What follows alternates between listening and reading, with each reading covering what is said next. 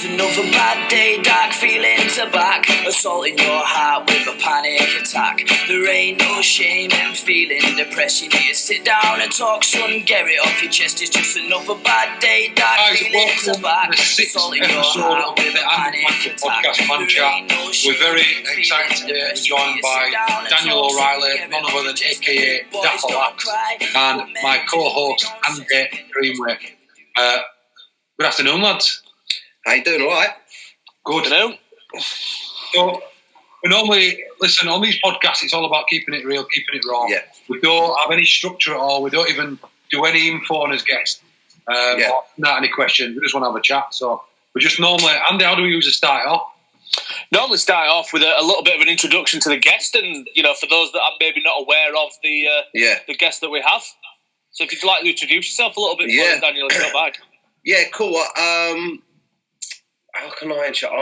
I'm a internet troublemaker. I'm a social. I started off as a social media comedian, making vines back in the day, which went viral, and then got a TV show. Notoriously got thrown off TV for my stand-up being a bit too close to the mark. And now, years on, I've sort of rebuilt my career, my brand. I've got 2 kids now, and I've built a lot of businesses off the back of my social media following. I keep that strong and still do a lot of stand-up tours, and I'm currently raising money for a film. And I'm just like an actor, comedian, social media dad. Do you know what I mean? And got a lot of good supporters, a lot of followers online, and they give me the ability to come up with ideas and do cool things like throwing parties and doing stand-up. So yeah. Flag of living. I guess there's three of you really, isn't there? There's Daniel. Yeah. Dapper Laughs, Dapper Dad. Yeah, mate. Yeah. So, I think we're getting a Dapper Laughs first, because you commented nearly 4 years ago now, it would have been. We'd just done the It's Okay to Talk campaign, the viral campaign, and for some reason that resonated with you, didn't it? Yeah. That worked time for Dapper Laughs and what we're going on with him, or I don't want to talk about each time. No, let's talk about everything. I don't mind. Yeah. That I come and met you, didn't I? We met, and how long ago was that then? That had been going on nearly 4 years ago, back in the year. 4 years ago since Andy died, and then we started the campaign back in the June, so I'd probably around September time. Yeah, it was quite interesting that I met you then, because I just sort of it's weird, because even back then I was sort of in the middle of, I didn't realise that I was in the middle of a really bad sort of mental breakdown and downfall. And even though when I met you, I was speaking to you as if I'd been through something, I was actually still going through it. But the suicide, I think the ANDYSMANCLUB was really the first thing that caught my attention online that I could relate to, because I'd contemplated suicide before that. I told that to you.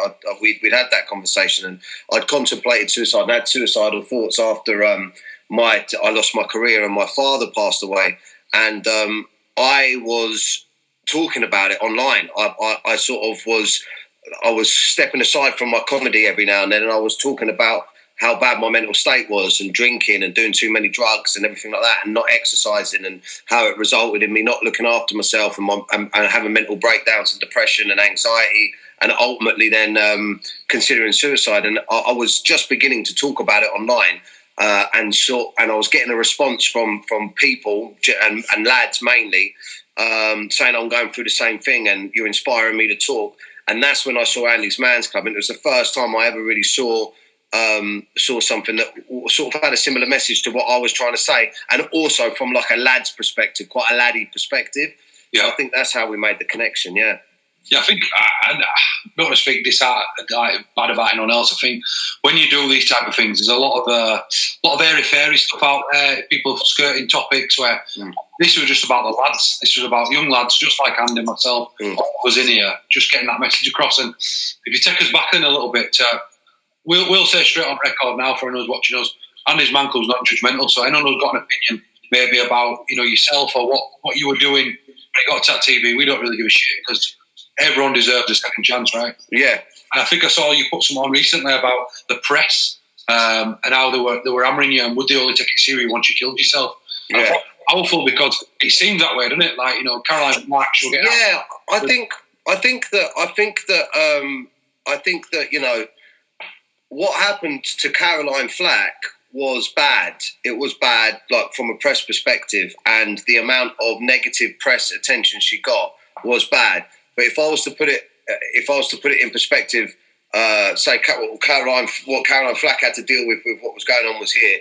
What I had to deal with in relation to the press, I would say was 5, 6, 7 times, 8, 9 times worse than the amount of negative press that she got, and it pushed her over the edge. That and dealing with the situation. And I think that there's a lot of, you know, there was the guy that they called Muggy Mike that came out of Love Island, and there's over the last few years there has been a lot of celebrity suicides, and unfortunately for me it really does piss me off when the press start jumping on the bandwagon of the Be Nice and the campaigns and blah blah blah, but then the next thing they'll be doing an article about Gemma Collins' weight or you know Jordan's whatever. And it the reason why I put that tweet up is because I mean that I was considering suicide at the time, and I thought why won't you just fucking leave me alone? Do you know what I mean? Yeah. Why won't you leave me alone? And unfortunately the problem is with the press is they don't need to prove. I mean, we won't go too much into it, but they don't need to prove what they write. You know, they can write whatever they want, and then if it's incorrect, they'll just put a little statement out at the bottom of another article saying, "Sorry, that's incorrect. It's irrelevant. The damage has already been done." Yeah. So that's why I do try and say on my social media every time they're casting for Love Island or whenever they're casting for these reality shows, I always say to people, just be careful what you wish for, because becoming famous nearly killed me. Do you know what I mean? Yeah. Well, take us back then. So you started doing online videos. I remember we used to watch them. Used to crack me up. Snapchat and all that. And then you've grown a big profile for yourself. You've jumped in. You've got a TV show. Everything. Sorry, my daughter's just banging on the window. Sorry. We've all just legged it up the garden and grabbed her. Go on, carry on. Don't worry about it. I've not done a podcast yet where my little lad won't walk back through the door behind me at some point, so don't worry. It's not Go on, Luke. I'm meant to be polished. So you've got your TV show. Everything's going well. Yeah. Then what happened? What were the start? I think the problem. I mean, initially straight away, my mental health was being affected straight away because I was when I got loads of followers online, and then I started getting really sort of affected by negative comments. I mean, I'm not so bad now. I'm sort of thick in the tooth, but people slagging you off online and trolls and stuff like that really got to me because I was very much I'm very much like I don't mind having a scrap, and I actually used to enjoy fucking, you know, if someone in a pub said something to me, I used to actually quite enjoy, like, even if I knew I was going to get sparked out, I'd quite enjoy like having the bottle to go and say, like, you know, or speak back to them or say, come on then if you want to have it. And I never had that ability online. I couldn't handle the lack of control to stop people fucking speaking to me, you know, the way they were and the things they were saying, like, having no control. So it really did affect me, and I'm terribly insecure anyway. But then the same thing happened with the press. So as soon as I started becoming famous and I got my TV show and I was doing everything, when the press were hammering me, I had the same attitude. I felt like they were trolls. And really, if I'd had some media training, or if I was, you know, if I'd gone up through into the industry the correct way, like a different way as a comedian, instead of through social media, you get trained to how to deal with the press and to ignore them. You know, like you wouldn't see like Ricky Gervais responding to a fucking Daily Star article. Do you know what I mean? It just doesn't happen. These things is part of the game. But I was getting the hump, and I was arguing with the journalists, and I was sort of railing up my fans to argue with the journalists, and I was taking it personally. And that was really the beginning of the problem for me, because then the more I pissed the journalists off, the more they looked for stuff. And then it was just one of my stand-up comedy shows. A woman at the society, they'd just done an article on me saying, somebody, I think it was the Times or someone, or the Guardian maybe, had done an article saying that my TV show was an almanac for rape, like a rapist guide. And it really, that day, I mean, you know, I spent like 10 years becoming a comedian. I wrote my own TV show. I finally got a TV show, and I was teaching men how to have the confidence to talk to women. You know, not shag them, but have the confidence. But there was a lot of comedy that was littered throughout it, comedy sketches. So I'll go into Dapper Laughs' character, and then I'll come into Daniel O'Reilly, and the lines are blurred in the same. So when I'm doing the comedy sketches about shagging birds and then going into giving them advice, they were just basically saying that the whole show was about teaching men to shag birds, and called it an almanac for rape. And when that article started picking up, my heart just dropped. I was like, so this is my big moment, you know, I've worked so hard, I've finally made it, and they're ruining it. So I went on stage and I was talking about it, and they sort of, you know, if you're, the key to comedy is when you, everything's in context with comedy. If you take a punchline and you don't hear the lead up to it, it could be fucking anything. Do you know what I mean? And yeah, it was just a comment that was taken way out of context. There was no complaints from the show, from the actual live show or anything like that. And they edited a video in a certain way to make it look a lot worse than it was. And the next thing, I was on Newsnight. I'd lost my TV show, lost my manager, lost my tour. I lost like 120 grand advance on the tour. Then I got sued. Then I lost my manager. Then I lost my house. Then I lost my fucking, all my brand deals. And then I had no money, nowhere to live, nothing. And it was like, and then a couple of months later, my dad died. And I was just like, what the fuck has happened to my life? It was fucking mental. Do you know what I mean? So when you're at bottom there, literally everything, that's your rock bottom, innit? What? Yeah. What's going through your head? Just wanted to get fucked. Just wanted to, you know, I think that the problem that I had was I was self-medicating a lot. So I think that I was just looking forward to getting out of my nut or smashed. Do you know what I mean? I was like, that's the only thing left that I enjoy. Everything else had turned to shit. But I think I was saved, really. I was saved by my missus, because my missus was told that she couldn't have kids, that she got polycystic ovaries. And I actually was on a proper downward spiral, do you know what I mean? And she told me she was pregnant. And initially, because I was in that state of mind, it didn't go well. I broke up with her. I'd already sort of decided that I was on a path of self-destruction, do you know what I mean? Yeah. So I broke up with her. And then it took me about a month to get my head straight, and then got back with her. And then slowly, sort of, after, it was while I was broke up with her that I had this sort of episode with suicidal thoughts and that. And I actually spoke to the Samaritans. It was weird. It was one night I was just at my I was renting a room off one of my mates, and he had white carpet, and I was off my nut and drunk and that, and I was thinking about slitting my wrists. But I thought to myself, I didn't want to ruin his carpet. It's fucking funny when you think about it now, when you look back on it. And I ended up calling the Samaritans because I just didn't know who to turn to. I didn't want to speak to my mum because I didn't want my mum to be worried, and I didn't want to speak to my missus because I weren't speaking to her. And there was no way I was telling my mates the state I was in. So I rang the Samaritans, and I think it's that experience, that 45-minute conversation I had with a complete stranger, that made me realise that what I was feeling from what had happened in my life was completely normal. I was going to feel like that, and I was making it worse by doing drugs and drinking, and I wasn't allowing myself to move on to the next part of my life. And also, talking about it just unloaded that pressure that it was all on me, and it was all in me. So that was the beginning of my healing process. And then I got back with my missus, and I mean, it took me a long time to stop getting on the smash, but that was it. Talking to someone sort of released the beast. Do you know what I mean? And that's why I think ANDYSMANCLUB resonated with me, because I was like, look, you got to fucking talk about it, because it'll kill you if you don't. What I think's fucking brilliant is your honesty. In a lot of people will get on here, it's great, but the guys we're trying to reach out to are the same guys who are listening now, who are out on a Thursday, Friday, Saturday. Obviously they can't, but they're still getting bags in on a Thursday, Friday, Saturday. They're getting off the nut, they're getting steaming. And let's be honest, when you're in that dark place, that bag of drugs or that pill or that drink is the light at that time. Sure, yeah, it is. Fucking great Thursday night, Friday night, Saturday night. You try to get back to normality and go to a normal job on a Monday after having that massive come down, game over. Yeah. People get in that cycle, and they need to take drugs, and they need to shag more birds, drink more beer. And what they realise is that short-term fix that they get is great, but the feelings that they're running away from, those thoughts, just get darker and darker. Oh, they know it. You get strangled to death by your own mind. Yeah, I think that it was a difficult... don't get me wrong, I still have a drink and that, but I worked out that I've got to look after myself before I can have fun.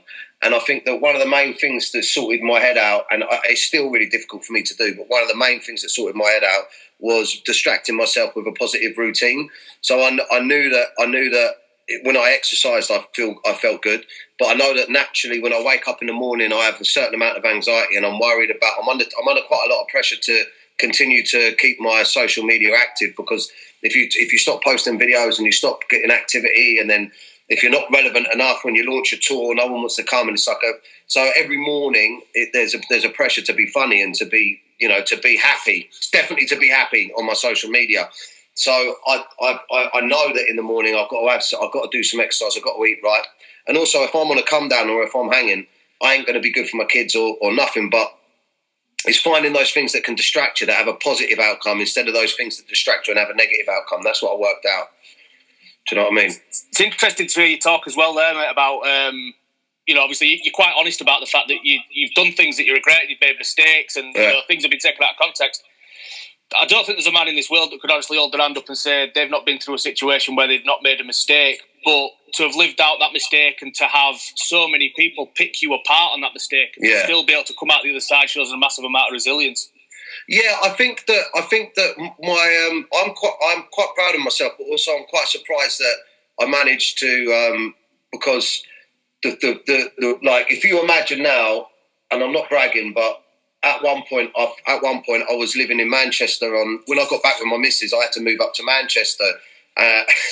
There's nothing wrong with Manchester, but I mean, I'm a London boy, and I had a penthouse in South London. I was had my own TV show.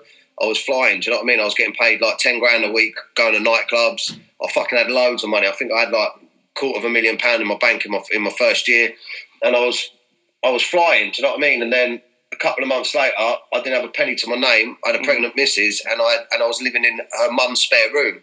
And when I look back to that point, that the only thing that I sort of was looking forward to was getting back to London at the weekend to get off me nut and see me mates.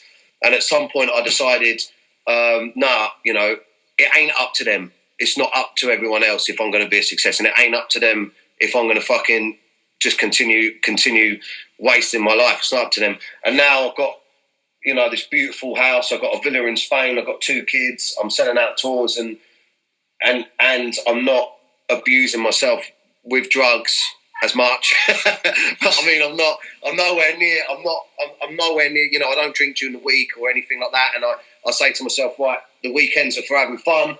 The weeks for this. Keep exercising. Keep sorting your nut out. But it still is a daily struggle for me to keep myself happy. But at least I know what I've got to do to do it. Do you know what I mean? And I sorry to talk so much, but I always say to lads as well, when I'm online, like when I talk to them, I listen to what they say and what they're going through in their life, and I'll say to them, look, there's always a better day. Head down, arse up. But you're not doing yourself any favours if you're still getting off your fucking tits and boozing and everything, and you're still feeling like this. Like, you've got to give yourself a break to recover. Do you know what I mean? And yeah, I think that yeah, go on. Well, not just that. I mean, it's something that we talk about quite a lot within our sessions as well. That for guys to take that step through an AMC shows that they want to do something and they want to make a positive change for themselves as well. So it sort of ties in really nicely with that. You spoke as well about. Put that in a nutshell. All his problems came in south. He had to come to the north to be saved. Those fucking northerners sorted him right out. Yeah, like that. He was sat on top. He found the shithole, and we picked him right back up. That's it. From Manchester to the north, give him his resilience. And then they took one of our northern women down south. That's it. Go on, Andy. Sorry. You touched as well on sort of like the sensationalism of the press and things like that. And I think that's quite one of the reasons why lots of people at the moment sort of find it difficult to talk and things like that. And you obviously mentioned Ricky Gervais in there as well. I was just looking for a quote actually that Ricky Gervais made a couple of years ago. That was about offence, and it was about the way that people take offence at comedy and things like that. And he said something along the lines of, just because you're offended doesn't mean you're right. Yeah. Do you know what I mean? The system around comedy is really, really good because people get to listen to a joke, they decide if it's funny. If they don't, they can tell you, and you can decide whether or not you give a fuck. Yeah. Do you know what I mean? And it just sort of... Yeah, it's horrible, really, because it is, there's a real thin line. There's a fucking thin line between freedom of speech and, political correctness and all of this stuff. And at the beginning, I can understand. I was bullied.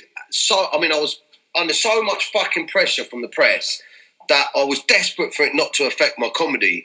You know what I mean? And I was very much in the mind that, you know, Dapper Laughs, well, he was supposed to be a lad's lad. Dapper Laughs was supposed, you know, if I'm talking about jokes about shagging birds and everything like that, he always failed at the end. He was always the loser.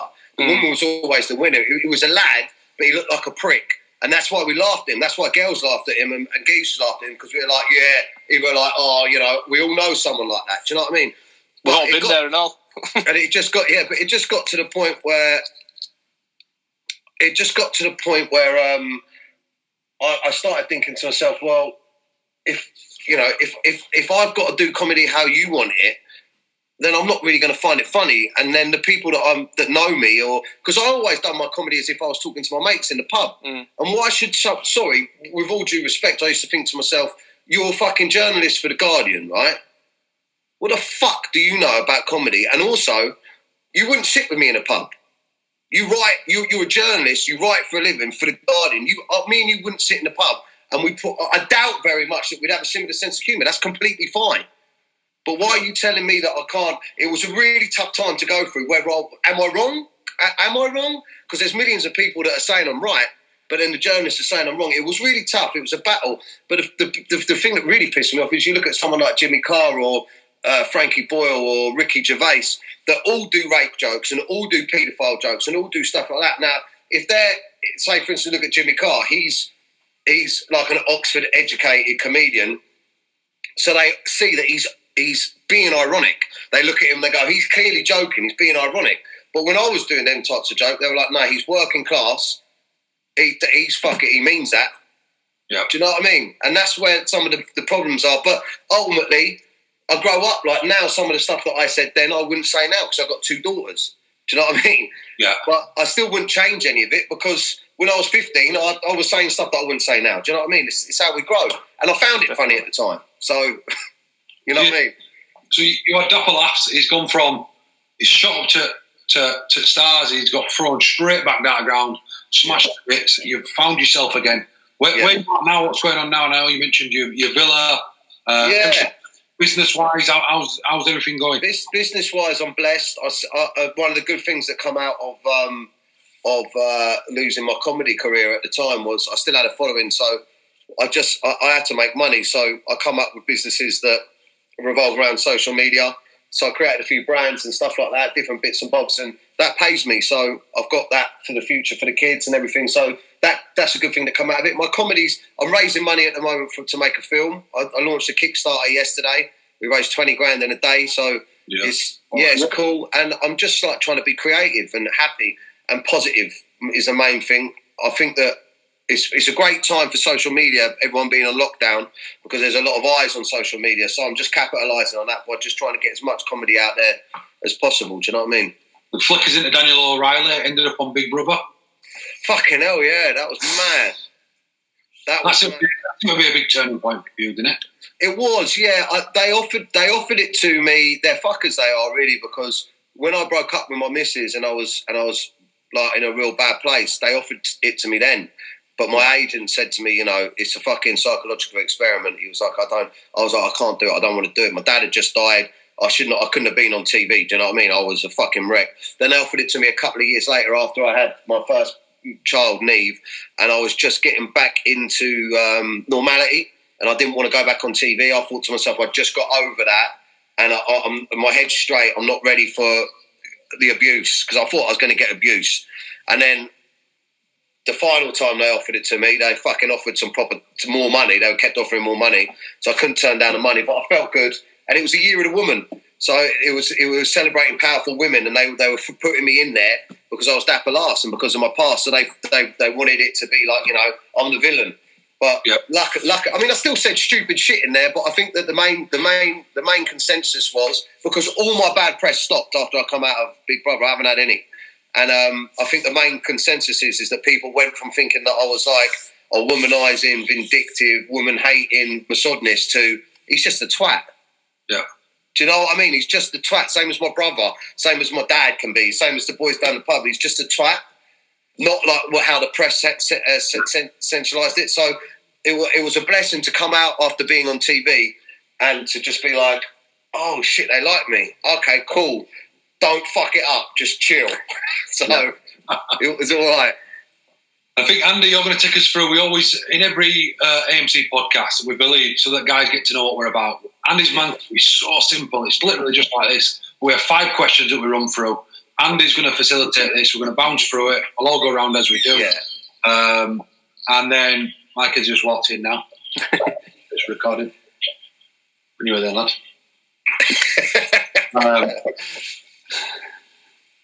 No screaming at all, you're lucky. No, that was the oldest. He's not the one that screamed. We're run through an AMC session, and what all this is about is obviously we'll get some good combos going. We'll learn more about Dapper Dad because we're all on this lockdown, so it'll be interesting to see how you've been handling it. But it's also to show guys, if they're going to walk through that door, don't be afraid. There's no like, it doesn't have to. It's as deep and as deep as you want it to be. It's also as light-hearted as you want it to be. So Andy, over to you. No worries, mate. We always start, as we've done in all of these podcasts and as we do in every Monday night session, with how's your week been? My week this week has been sort of not in a bad way, but just a repeat of the last few. You know, we've found something of a routine over the last few weeks. We've tried to get through, obviously, day to day and try to, you know, like the two of you guys are as well, that, you know, I'm trying to juggle work at home with being with the family as well. And you know, I've wondering why he's not poked his head round door. Yeah, it feels a bit weird because he's done it every podcast so far. But yeah, it's... Did you go check on him? No, he's fine. He's downstairs with his mum. So yeah, it's quite a positive. I think that my week has been as positive as it has because, like I say, we've managed to find a routine. We've managed to find, you know, ways of getting shopping delivered and, you know, all the rest of it. So we are able to just contain within the house and follow the guidelines and what have you. And that's been great for us. So my week has been hugely positive and, you know, finding a routine, which I think is key. So that's been my week. Pass over to yourself, Luke. How's your week been? A weird one. I obviously retired from rugby a few years ago, and I've not lifted weights since. I've been out running and done shit like that. But I thought, you didn't lift weights when you were playing, did you? No.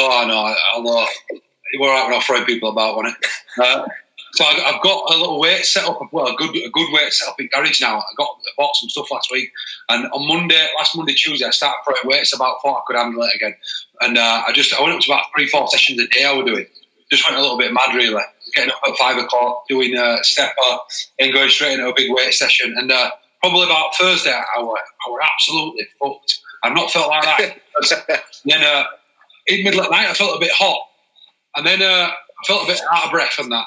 So Mrs. is like, "Oh, yeah, you've got COVID," and I'm like, "No, let's not pull that straight out." She's got me on quarantine at the minute. I'm on 7 or 14 day. I'm not even allowed out of the house, which is just gone a bit mad. She's like, "You've got to be careful." So for the first 2 nights, I've been in playroom, been on lockdown in here, and I'm eventually back in the house. So it seems like it's all right. But yeah, honestly, I've not felt like that in years. A proper rundown, just bad, but positive. We're getting back on podcast, feeling good. You know, we've had some good inspiration off Dan who will pass on. So overall, my week, it's been a bit of a weird one, but yeah, feeling all right.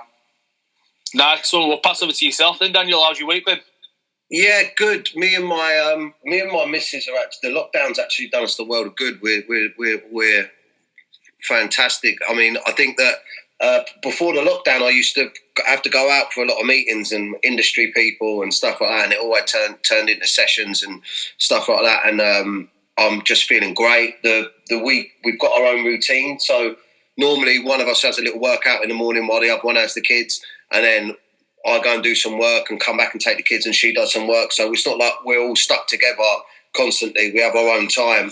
And, yeah, she's happy. When she's happy, I'm happy. Do you know what I mean? When she ain't nagging. So it's been a good week. I lost my keys to my man cave. So for 2 days, I couldn't get in here. That was hard. But apart from that, it's quite boring, mate. I'm just concentrating on business and just playing with the kids, so it's boring, but I'm happy. It's good. I feel good. I feel the best I've been in a long time, actually, which I feel a bit guilty saying because of everything that's going on in the world. But yeah. Well, it's been a bit of a reset button for a lot of people, I think, can it? And allowed people to actually have those times to sit back and go, actually, yeah, do you know what? I'm all right here. Yeah. Which has been a positive. Don't get me wrong, I know there are people that are still out there and not dealing with it as well as they feel it could be, but You know, it's less distractions, less negative distractions for me, which is good. Definitely. Question number 2 is, what's one positive from your week? Positive from my week. Last few weeks I've been facilitating the newbies session. We've started putting it out there for new guys who've never been to an AMC to come along and join a newbies session on a Monday night.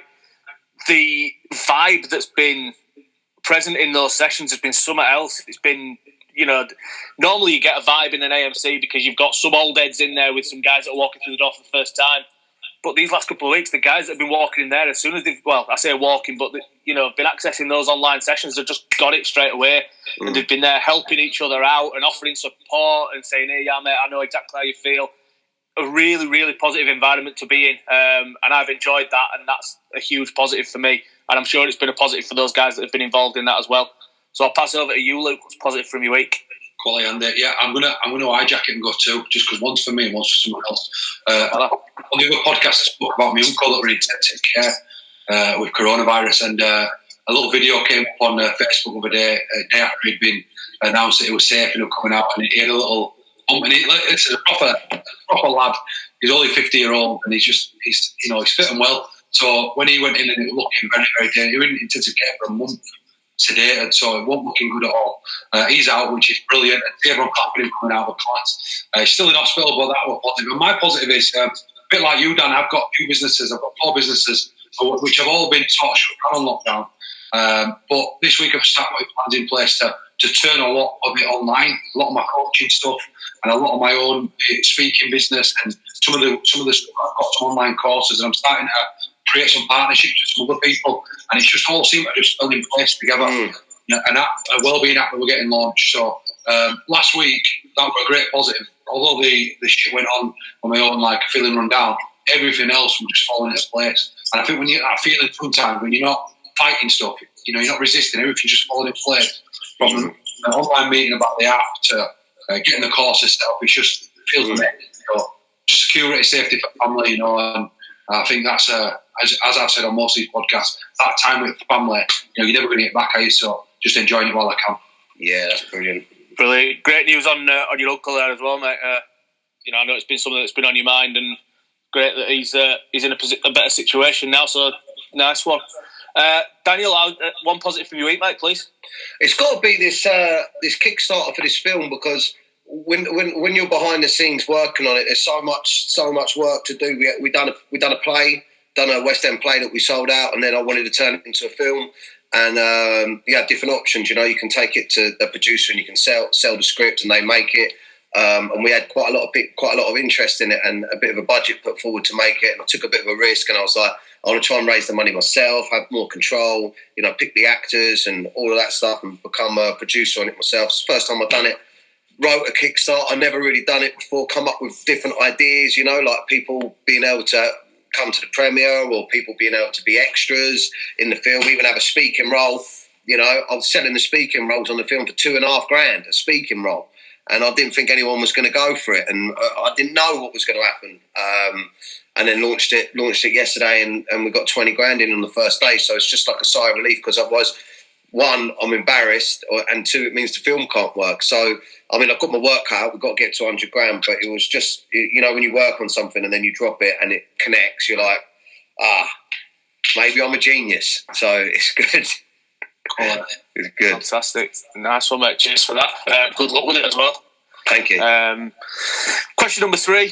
Anything that you need to get off your chest?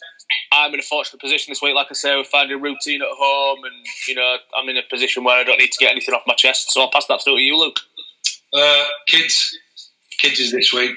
Got 3, 10-year-old, 5-year-old. 10-year-old just come back in. Well, I'm actually going to offload about. It's been a bit hard work this week with his attitude. Thinks he's about 18. Thinks he's one of the lads already. Giving his nigga. Got to wind his little neck in. He's learning, slowly learning. He's got his attitude together today now. But yeah, that's my offload. That's my offload this week. I'm glad it came in at that time to hear it, because that's what I'm going to say. That's good. Wind your neck in, lad. Brilliant. Hope you were listening, Alfie. About yourself, Daniel, you got anything you need to get off your chest, mate? No, not really. I don't know, like, I don't know. I don't think so. I think, no. Good. Well, that's a no, not really. Position to be in, I think. Yeah, not really. It's quite strange because normally I've got a lot to, but I don't know. I feel like my life's just kind of calm, so it's all good. Nice. What question about Mrs. Sheridan All Dead? Eh? Oh yeah, that wasn't good. But do you know what? We raised a load of money for charity, which is all right. But okay, I will get something off my chest. She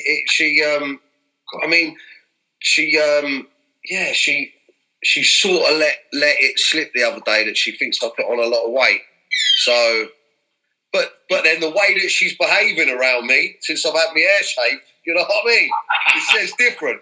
So I'm just working it out. Love it. Yeah. Nice. Quality. All right, question number 4, as you'll be aware, or some of you might be aware, question 4 and 5 every single week change in Andy's Man Club. Sometimes they become about a bit of fun, sometimes they're about focusing on positives or setting targets or whatever it might be. Tonight, so we'll use tonight's because obviously they're going to be used by the lads in the session at 7 o'clock, is what is one thing that you witnessed recently that reminded your life was good and why?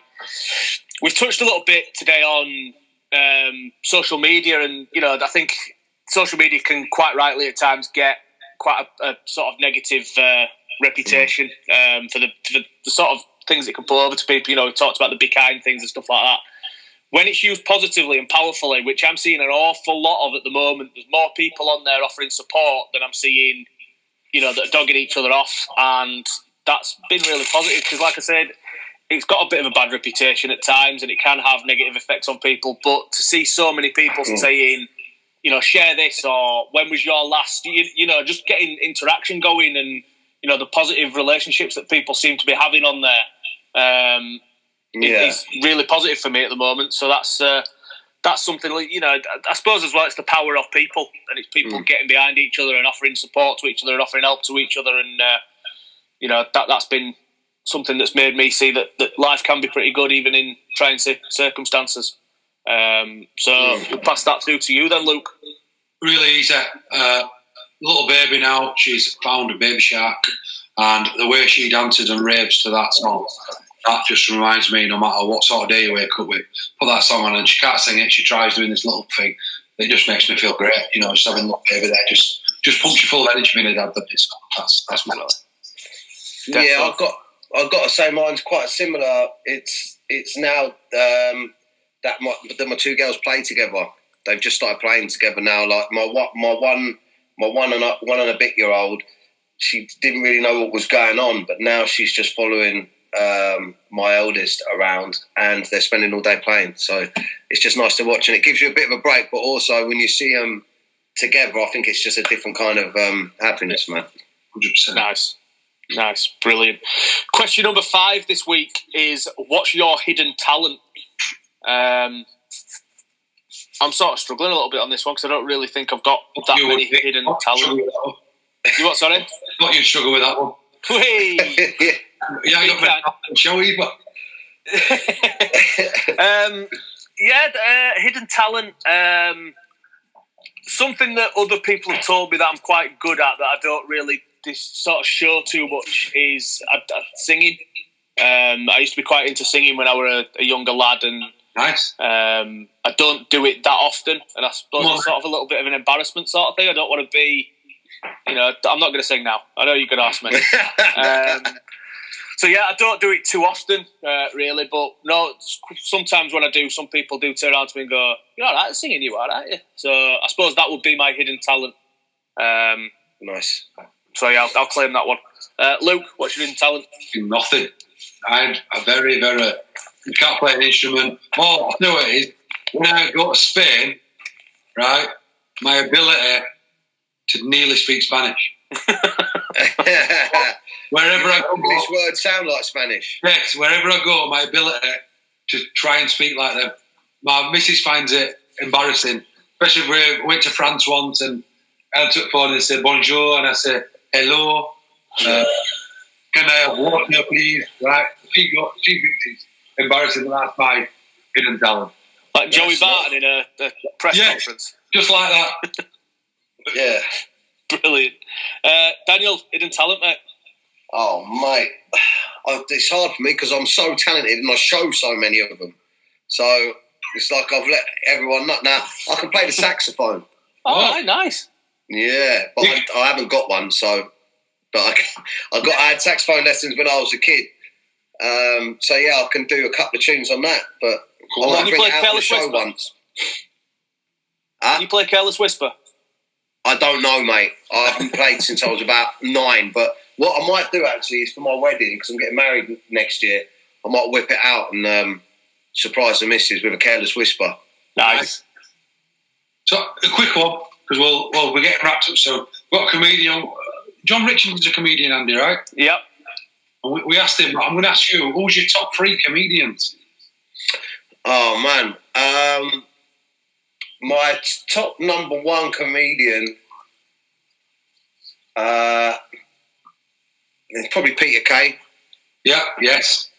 Just because he's just so the way that he writes his comedy is so relatable. And I just think that he's just the fucking funniest, you know. Whether you're Northern, Southern, Scottish, Irish, you stick him on, you got to laugh. So it'll probably be Peter Kay, Lee Evans. Lee Evans was the comedian that inspired me to do comedy. So when I first saw his comedy, I thought I want to be like Lee Evans. And then probably I would say Ricky Gervais, but he hasn't replied to any of my tweets, so he's knocked out of my top 3. So there's a guy called Pablo Francisco. If your viewers want to Google him, his name's Pablo Francisco. He's an American comic, and he does. He's just brilliant. So they're my top 3. See, what might have been in yours? Kevin Hart. Kevin Hart. I do love. I love Kevin Hart, but I love Kevin Hart in films, but I don't rate a lot of his stand-up, unfortunately. I think it's too soft. I mean, his old stuff was hard, but his new stuff's a bit soft. But he's still a phenomenal comedian, but not in my top 3. His grind. Have you seen his documentary? The stuff he's building, a bit like yourself, building the films, the businesses. He's got his company, and he's got the family, and he's trying to juggle it all, and he's trying to like a billionaire comedian, isn't he? I think that's what his aim is. Yeah, it's interesting to see, you know, when the press were against him from the other side of it as well. Yeah. And it's just I had some stuff today, you know, but I've got to deal with stuff all the time with people online, and sometimes it's better just to block people and ignore it, I think, instead of getting drawn. That's a massive thing with mental health now. I think people, you know, like one big thing that I realised recently as well is you don't have to tell people to get out of your life, and you don't have to tell people that you don't like them, but you can just, if people are negative, you can just stop associating with them. Do you know what I mean? And I think that's really important if you've got people around you that are doing things you don't want to do, or just constantly slagging people off or negative about life. You've got to pull yourself away from them. So all the radiators and drains in it. Yeah. Try to surround yourself with those energy givers rather than those energy sappers. Yeah, that's good. Andy, have you got hope for Daniel Porridge too? Just obviously looking around a little bit, I did do just a little bit of research before we started. The play that you mentioned that you're now making into a film, there's a little bit of a sort of suicide, mental health sort of link with that, is there not? Yeah, that's another project that I'm working. That's a film that what I actually did was we turned my. I wanted to do a play that was that brought light to suicide, and so I wrote a play called "Dying to Be Funny," and it was just based around it's very true, really, that it's based around a comedian. It's my story basically, but it's like you think the comedian's telling stand-up, so when he's there, he's doing the stuff, and it's being acted out behind him. But then at the end, you realise that everything that he's been saying has been a suicide note. So it's got quite a poignant sort of message to it. But I wanted to do that and to raise money to raise awareness for suicide. But I wanted to do something that had a stark contrast between comedy and tragedy, because I think that there's a lot of people out there that don't suffer with mental health. And I've started thinking that sometimes they're the people that you should focus on as well, because they can ask people, you know, because we don't buy each other Christmas presents and birthday presents as lads. I think, like, you know, if you want to do something for your mates, ask them how they are, you know. And I think there's sometimes people that don't suffer with mental health or haven't had suicidal thoughts or anxiety or deep depression just don't get the narrative, just don't understand, and they switch off to it, you know, when they see it. But if you come and watch something like that, or if something like that gets good press, and 1 minute you're laughing and the next minute you're understanding, I just thought it was a different way to get into people's minds. Do you know what I mean? Definitely. And you talked about press there. How was it sort of react to what was the sort of response to it? Has it been mostly positive? Yeah. I mean, I done some press on it, and they're funny with me now. It's like if they've got nothing negative to say, they just say what it is. So they won't have an opinion on it. They'll just say this is what he's doing and this is what it is. Right. Okay. Which is better for me than them slagging it off. But you know, it gets it out there. It gets it out there. They was all right with it. I mean, you know, it's not for them. It's for the lads that follow me that want to come and have a laugh and try and take a message away from something. Do you know what I mean? Definitely, because I think, you know, we touched on it quite a lot. That a lot of the reasons why, in my opinion, men don't talk is because they feel that they're going to be judged. Whereas the more that people like yourself and, you know, anybody else that's in a situation where they can talk and share their own experiences is really positive, and it shows as well that, you know, to take our message, it's okay to talk, and nobody's going to judge you, nobody's going to take the piss, nobody's going to, you know, you're just going to find support. So yeah, that was sort of the basis behind my question, if you like. I think a question that I think I'd ask you lads is, because you've had a lot more experience with this, and I just because I try and get my head around it, because to me, you know, when I had my real down time, it was like something that just came into my head. Now, do you think that the main cause of a lot of these suicides is people that are contemplating it for a long time and then they get pushed over the edge, or it's like an instant thing that comes into their mind and they just deal with it wrong and make the wrong choice? There's when Andy first died.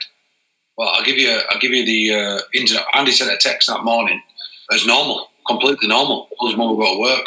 By that night, boom, he'd gone. Like, and in an hour, you know, he'd been a lot of rope. So that would difficult. And I spoke to a psychologist at the time, and he started 78% of people kill themselves through impulsive decision.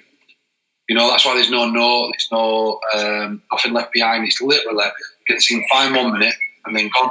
And that leaves that 22%, you know, who might have been really depressed, who might have been thinking about it for a long time. But what ANDYSMANCLUB's trying to do is help everyone, but that's 72 now percentage who are on no mental health register, who might have a mental health problem. I try to give them normalised conversations like this, so it doesn't get to that point where it becomes an impulsive decision. That's why we've always said we're not mental health charity, we're not suicide just charity, we're just talking groups for men. That way then it normalises the fact that blokes just like us can come on here and say, do you know what, my missus has broke up with me. You know, and I know, like, when I were a rugby player, you tell your mates your missus has broke up with you, it's like, well, who are we shagging next? Yeah, it's just taking the piss in it. It's difficult. It's not how you're doing about it, and then you go out, you sleep around, and lads are giving it all big and you're all around at each other's house, but then there's still that hole missing. You feel like a knob saying to them, you know what, I just missed my bird, because you're scared of that banter. So I think what we're trying to do is, especially this podcast and everything we do, is normalise it for everyone.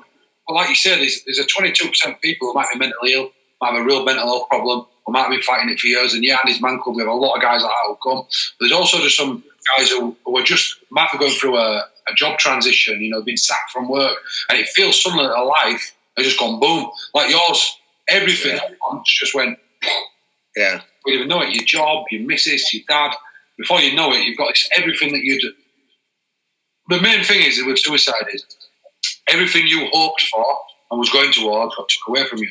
So the end of life for most people, suicide comes when you lose hope. That's the saying. They say the single biggest killer is that men don't talk. The true single biggest killer is when you lose hope. Lose hope that you can have a job, lose hope that you can have a partner, lose hope that you can, you know, see your kids. And you just think, what's the point? What's the point? I've got no hope. So what ANDYSMANCLUB tries doing is give people that bit of hope. Why? And as daft as it sounds, there's two little questions we asked at the end there, you know, and one was, what's something you witnessed recently? So if someone leaves a session, they go, oh yeah, I do remember my daughter, you know, and I've got that, they've got that image in their head then. For that little bit of time, it's like, yeah, you know what, I reminded them that my daughter is, but my kids did play together, you know, feel like if I want here, you know, so it might keep people here that little bit longer to make them realise that every storm in life passes. Yeah, that's great. Yeah. Speaking of storms and things, I can't get you on here without mentioning your fight you did. And I know that there are a lot, as positive as it was tough in the build-up, right? Yeah, I mean, do you know what? The only good thing to come with that is, weirdly, it sort of cured my anxiety. It was weird because the reason why I took the fight, I was suffering with daily social anxiety. Like, I was waking up worried about something. I couldn't work out what it was, and then you know, we worked out this anxiety, and it was coming and going, and then it was getting. I don't know if it was brought on from drug abuse in the past, but it's like this constant like worry about me, like something's going to go wrong, and it was starting to affect like my live shows and everything like that. And then I got offered the fight, and I thought to myself, I got offered the fight with some other lads, which I didn't, you know, I thought I might be able to have. So I was like, if I'm going to do it, I want to do it with someone that's going to be a real big challenge. So, but before I even got to that point, I was like, there's no way I would do it. My anxiety kicked in. No, you wouldn't do a cage fight. No way. And that's at that point I thought, that's why you got to do it, because this anxiety is saying no. So I'm not letting this fucking anxiety rule. And the anxiety got fucking terrible, mate. As soon as I started, the more I learned, the scarier the whole journey become. Then I saw him at press conferences, and then I spoke to someone that does like stuff, mental stuff, like, you know, visualizing stuff and everything like that cures people of anxiety. And he played with my mind a little bit and told me to concentrate. You know, anxiety is when you're living in the future too much. Do you know what I mean? And like depression is when you live in the past, when you're concentrating on stuff that's happened. And anxiety is like overthinking stuff that's coming, even if you don't know what it is. But that's what your mind's doing, and trying to focus on the here and now. And then every time your mind takes you to that place that's negative, is understanding that your mind's going there, and then reprogramming your thoughts and bringing yourself back. And by the time I got to the fight, I mean, the worst thing that I thought was going to happen to me, I didn't care about. I've been getting knocked out my whole life. I didn't care about the violence. I was worried that, you know, when the fight started, that I would turn my back. Do you know what I mean? That I would shy away from the fight. That I would be like, oh no, and it would be embarrassing, or even that the anxiety would be too much to walk in. But by the time I got to the fight, I was up for it. I was like, cool, man. I walked in. I was cool. I pushed forward. It didn't go my way, but I beat my anxiety to get in there. Do you know what I mean? And afterwards, I mean, a lot of people said to me, you know, after the fight, why was I so happy? You know, when I got the mic and I was like, thank you, you know, fucking that was wicked. And people were like, why are you so happy? I'm like, because I did it. Do you know what I mean? Like, if I'd won, that would have been a bonus. But that weren't the journey for me. My journey was getting in there. Do you know what I mean? And I guess they had a bit of purpose as well behind it. You were helping us, raising support, you know, awareness. But even more so, you couldn't write it as you were raising awareness for us and pushing. You just said to us about doing it for us. Your trainer's friend died. Yeah. I've got some money for you, by the way. Did you get that money? It must still be in the Kickstarter. It's like $1,000 or something. I don't know if you ever got it, but yeah, there's we'll sort that out after. We'll have a chat. Make sure we get that from you. But yeah. Yeah, but no, my trainer Fraser was a brutal fighter, and he was training me with my striking, kicking and punching, and about 2 weeks into the camp, his one of his friends died by suicide, and the horrible thing about it was that it was his mate, like 10 years before. There's a group of mates. There's like 9 of them, and one of them had hung himself on this tree in these woods in this recreation area. And I don't know if his other friend had just never got over it, or what, or why. But his friend, 2 weeks into the training camp, his other best friend, and they're like best mates, the 3 of them, and his other best friend went to the same spot, to the same tree, and hung himself. And I just saw it in him. Like, I just lost him for about a week. You know, he was. I told him not to bother, and I'll go and train somewhere else. But he needed the training as well to keep. Like, he needed to train me to keep going. But he was just in bits. So when they buried him, they got smashed, and they went and cut the tree down, and then they got this beautiful artist to go and sculpture it, the stump into a stairway to heaven for him. But it was a terribly sad story, and it just made, because I'd already decided that I was going to try and raise some money for you guys and raise awareness, and it just smacked me in the face. I was like, wow, as if I'm doing this for that, and this is happening. It really just brought it all home. Like, it's like everyone knows someone now that's happened to. You know, it's terrible. Unfortunately, sorry to end it on a downer, but no, because this is the reality of these things. I think a good way to end it would be, what's your one message to someone out there? We'll all give one today. Let's all give a message to someone who's listening to this and like, that just sounds like me. Everything you've all been talking about today, you know, I really buy into that. So let's give them a key takeaway each. We'll start with you, Dan. Something that you can give them something to go away with. I think that whoever you are, just remember that that your mates will actually like it if you open up to them. If they're your real mates, if they're good mates, one-on-one, they'll like it. Because I know for a fact that when one of my friends comes to me and says, "Can you talk?" it makes me feel good, man. That they come to me. It makes me feel like I've been a good friend. Do you know what I mean? And they trust me. So your friends, your friends will be happy if you open up to them. If you need to, that's what I'm saying. Quality. And talk. It doesn't matter to who, just to anybody. Have that first conversation, because it will be the conversation that changes your outlook, and probably lead on to you having shitloads more conversations. But talk to somebody. You know, it might be that you email ANDYSMANCLUB, get in touch and join one of our online groups tonight. Might be that you talk to your missus. Might be you talk to your best mate. Might be that you pick the phone up and talk to a Samaritan. It might be that you talk to your doctor, whoever. Doesn't matter, but just talk to someone. Because talking changes lives and improves lives. Mine would be, you're either going through a storm in life, you're currently in a storm, a storm's either just left your life, you're currently in a storm, or there's a storm brewing, but all those storms will pass. If you listen to what the lads have just said, talk to a mate, listen for a mate, or go reach out to someone, that storm will pass quicker. And just like Dan, you will have brighter times. You might not quite get the villa in Spain or the night house in London or the northern Mancunian bird, but life can come around again for you. Thank you, man. And, thank you for having me, lads. That was lovely. And just get it over to me and I'll share it out. It's a pleasure, mate. Thank you. Brilliant talk. Bad day, dark feelings are back, assaulting your heart with a panic attack. There ain't no shame in feeling depressed. You need to sit down and talk, son, get it off your chest. It's just another bad day, dark feelings are back, assaulting your heart with a panic attack. There ain't no shame in feeling depressed. You need to sit down and talk, son, get it off your chest.